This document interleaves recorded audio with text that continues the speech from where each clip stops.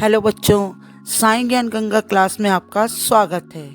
आज का हमारा टॉपिक है जनसंचार। जनसंचार संचार के माध्यमों में सबसे महत्वपूर्ण साधन है।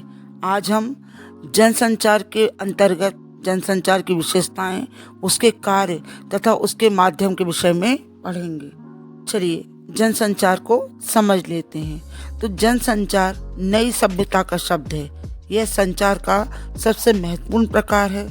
जब हम व्यक्तियों के समूह के साथ प्रत्यक्ष संवाद की बजाय किसी तकनीकी या यांत्रिक माध्यम के जरिए समाज के एक विशाल वर्ग से संवाद कायम करने की कोशिश करते हैं, तो इसे हम जनसंचार कहते हैं। देखिए, जनसंचार में हम क्या करते हैं, आमने सामने बैठ के प्रत्यक्ष बातें नहीं करते हैं। इसके लिए हमें किसी तकनीकी या यांत्रिक चीज़ों की ज़रूरत होती है, जैसे दूरदर्शन है, रेडियो है, इंटरनेट है। इनके जरिए हम लोगों से एक संवाद कायम करने की कोशिश करते हैं। चलिए अब हम जनसंचार की विशेषताओं को समझ लेते हैं।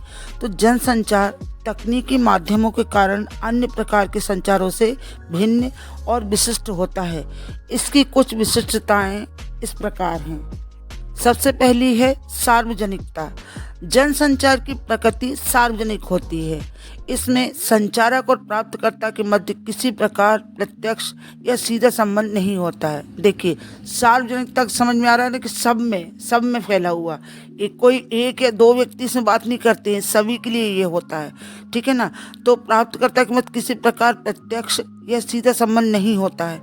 एक ही कार्यक्रम एक ही समय में देश विदेश के अनेक नगरों में अनेक वर्गों के लोग देख रहे होते हैं। इन कार्यक्रमों में सभी की रुचि सार्वजनिक महत्व के कारण होती है। दूसरी विशेषता है अत्यधिक व्यापकता। जनसंचार माध्यमों की व्यापकता की संभावना करोड़ों अरबों तक हो सकती है। क्रिकेट का खेल हो, विशेष राजनीतिक सामाजिक अवसर हों, इनका दर्शन करोड़ों लोग एक साथ करते हैं। तीसरी विशेषता है औपचारिक संगठन। तो जनसंचार के सभी माध्यम किसी एक व्यक्ति द्वारा नहीं, अपितु एक औपचारिक संगठन द्वारा चलाए जाते हैं। मतलब जनसंचार का जो कार्यक्रम होता है किसी एक व्यक्ति द्वारा नहीं चलाया जाता है, किसी एक संगठन के द्वारा चलाया जाता है, ठीक है। जैसे समाचार पत्र विभिन्न प्रकाशन समूह द्वारा चलाए जाते हैं, जैसे हिंदुस्तान समूह, जागरण समूह, ऐसे ही प्रकाशन समूह हैं। रेडियो, दूरदर्शन आदि भी ऐसे ही संगठनों द्वारा संचालित होते हैं। चौथी विशेषता है द्वारपालों का नियंत्रण। तो जनसंचार माध्यमों में द्वारपाल की भूमिका महत्वपूर्ण मानी जाती है। द्वारपाल वह व्यक्ति या व्यक्तियों का समूह है जो जनसंचार माध्यमों से प्रकाशित या प्रसारित होने वाली सामग्री को नियंत्रित और निर्धारित करता है। जैसे किसी समाचार पत्र में संपादक और उसके सहायक समाचार संपादक, उप संपादक आदि यह तय करते हैं कि समाचार पत्र में क्या छपेगा, कितना छपेगा और किस तरह छपेगा। इसी तरह टीवी और रेडियो में भी द्वारपाल होते हैं जो उससे प्रसारित होने वाली सामग्री को निर्धारित करते हैं। पांचवी विशेषता है प्रतिक्रिया, या जिसे हम बोलते हैं फीडबैक। तो प्रतिक्रिया का अभाव। जनसंचार के माध्यमों से प्रकाशित या प्रसारित सामग्री की प्रतिक्रिया तुरंत नहीं मिलती। प्रायः विविध प्रकार के सर्वेक्षणों या श्रोताओं अथवा दर्शकों के पत्रों के माध्यम से ही इनकी लोकप्रियता या अरोचकता का ज्ञान होता है। चलिए अब हम जनसंचार के कार्य को समझ लेते हैं। तो सबसे पहला कार्य है सूचना देना। जनसंचार के माध्यमों का प्रथम और प्रमुख कार्य सूचना देना है। प्रिंट मीडिया का तो नाम ही समाचार पत्र है। दूरदर्शन हो या इंटरनेट, इनका भी प्रमुख कार्य तेजी से सूचनाएं वितरित करना है। जनसंचार का दूसरा कार्य है शिक्षित करना। जनसंचार माध्यम जनता को शिक्षित और सजग बनाते हैं। समाचारों के अतिरिक्त नई नई जानकारियां देना भी जनसंचार का धर्म है। तीसरा कार्य है मनोरंजन करना। जब से रेडियो और दूरदर्शन का आविष्कार हुआ है, तब से जनसंचार का मुख्य कार्य मनोरंजन करना हो गया है। भारत की अधिकांश जनता इलेक्ट्रॉनिक संचार माध्यमों का उपयोग मनोरंजन के लिए करती है। चौथा कार्य है निगरानी करना।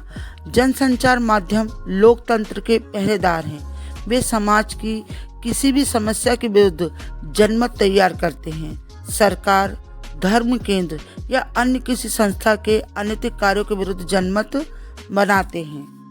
देखिए, लोकतंत्र का पहरेदार इसलिए कहा गया है कि हमारे देश में कोई भी समस्या जो आती है तो उसके विरुद्ध एक जनमत तैयार करते हैं, और उसके जो अनैतिक कार्य हैं, जो मतलब सही नहीं है, उनके विरुद्ध क्या करते हैं, एक जनमत, लोगों का मत तैयार करते हैं। पांचवा कार्य है एजेंडा तैयार करना। जनसंचार माध्यम योजना पूर्वक किसी मुद्दे को उठाकर उसे देश समाज के केंद्र में ले आते हैं। वे सरकार तथा समाज के प्रतिनिधियों के मत देकर तथा मुद्दों को व्यापक महत्व देकर समाज को किसी खास दिशा में मोड़ देने का प्रयत्न करते हैं। मतलब उसमें क्या बताया गया है कि कोई भी एक मुद्दा उठाकर उसका प्रॉपर योजना पूर्वक उसका क्या करते हैं, एक प्लान बनाते हैं, ठीक है ना। फिर इसको एक समाज के केंद्र में लाके, ठीक है, सरकार तथा समाज के प्रतिनिधियों के मत देकर और क्या करते हैं, उसको व्यापक महत्व देकर और समाज के सामने प्रस्तुत करते हैं। छठवां कार्य है विचार विमर्श करना। जनसंचार के माध्यम विभिन्न मतों पर विचारों का आदान प्रदान भी कराते हैं। एक और मुख्य संपादक संपादकीय लिखकर तथा प्रसिद्ध विद्वानों के लेख छापकर जनता को प्रभावित करते हैं। दूसरी ओर पाठकों की आवाज़ भी समाचार पत्र पत्रिका दूरदर्शन में व्यक्त होती है। इस प्रकार जनसंचार माध्यम एक विचार मंच बन जाता है। मतलब इसमें क्या बताया है कि विभिन्न मतों पर विचारों का आदान प्रदान भी किया जाता है। मतलब जो संपादक होते हैं सिर्फ अपने ही विचार नहीं उसमें छापते समाचार पत्र में, वो पाठक के विचारों को भी महत्व देते हैं। समाचार पत्र में उनके विचारों का एक कॉलम होता है, उनको भी महत्व दिया जाता है। चलिए अब हम जनसंचार के माध्यम को समझ लेते हैं कि जनसंचार के कौन कौन से माध्यम हैं। तो सबसे पहला है समाचार पत्र पत्रिकाएं, या जिसे हम बोलते हैं प्रिंट मीडिया। जनसंचार की सबसे मजबूत कड़ी पत्र पत्रिकाएं या प्रिंट मीडिया ही है। आज भले ही प्रिंट, रेडियो, टेलीविज़न या इंटरनेट किसी भी माध्यम से खबरों के संचार को पत्रकारिता कहा जाता हो, लेकिन आरंभ में केवल प्रिंट माध्यमों के जरिए खबरों के आदान प्रदान को ही पत्रकारिता कहा जाता था। इसके 3 पहलू हैं। पहला, समाचारों को संकलित करना, दूसरा, उन्हें संपादित कर छपने लायक बनाना, और तीसरा, पत्र या पत्रिका के रूप में छापकर पाठक तक पहुंचाना। दूसरा माध्यम है रेडियो। तो पत्र पत्रिकाओं के बाद जिस माध्यम ने दुनिया को सबसे ज़्यादा प्रभावित किया है वह रेडियो है।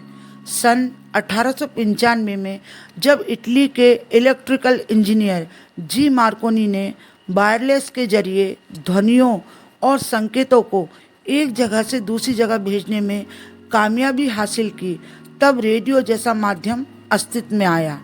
रेडियो एक ध्वनि माध्यम है। ध्वनि तरंगों के जरिए यह देश के कोने कोने तक पहुंचता है। दूर दराज के गांवों में जहां संचार और मनोरंजन के अन्य साधन नहीं होते, वहाँ रेडियो ही एकमात्र साधन है बाहरी दुनिया से जुड़ने का। तीसरा माध्यम है टेलीविज़न। आज टेलीविज़न जनसंचार का सबसे लोकप्रिय और ताकतवर माध्यम बन गया है। प्रिंट मीडिया के शब्द और रेडियो की ध्वनियों के साथ जब टेलीविज़न के दृश्य मिल जाते हैं तो सूचना की विश्वसनीयता कई गुना बढ़ जाती है। प्रोफेसर पीसी जोशी ने अपनी रिपोर्ट में लिखा, हमारे जैसे समाज में जहां पुराने मूल्य टूट रहे हों और नए ना बन रहे हों, वहां दूरदर्शन बड़ी भूमिका निभाते हुए जनतंत्र को मजबूत बना सकता है। समिति के मुताबिक जनसंचार माध्यम के बतौर भारत में दूरदर्शन के निम्नलिखित उद्देश्य होने चाहिए। सबसे पहला है सामाजिक परिवर्तन, दूसरा है राष्ट्रीय एकता, तीसरा है वैज्ञानिक चेतना का विकास, चौथा है परिवार कल्याण को प्रोत्साहन, पांचवा है कृषि विकास, छठवा है पर्यावरण संरक्षण, सातवां है सामाजिक विकास, आठवां है खेल संस्कृति का विकास और नौवां है सांस्कृतिक धरोहर को प्रोत्साहन। जनसंचार का अगला माध्यम है सिनेमा। जनसंचार का सबसे लोकप्रिय और प्रभावशाली माध्यम है सिनेमा। हालांकि यह जनसंचार के अन्य माध्यमों की तरह सीधे तौर पर सूचना देने का काम नहीं करता, लेकिन परोक्ष रूप में सूचना, ज्ञान और संदेश देने का काम करता है। सिनेमा को मनोरंजन के एक सशक्त माध्यम के तौर पर देखा जाता रहा है। सिनेमा जनसंचार के एक बेहतरीन और सबसे ताकतवर माध्यमों में से एक है।